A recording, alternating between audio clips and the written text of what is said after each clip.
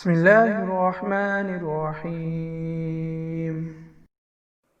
جو پانی سے بال تنکا وغیرہ ہٹا دے تو اس کو کیا دعا دے؟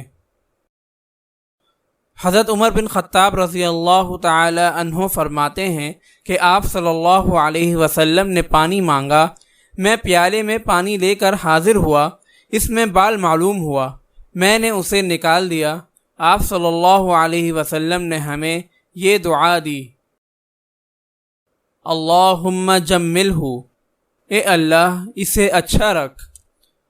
راوی نے کہا کہ میں نے ان کو 93 سال کی عمر میں دیکھا، ان کے سر اور داڑھی کے بال سیاہ تھے، یہ حضور اقدس صلی اللہ علیہ وسلم کی دعا کا اثر تھا۔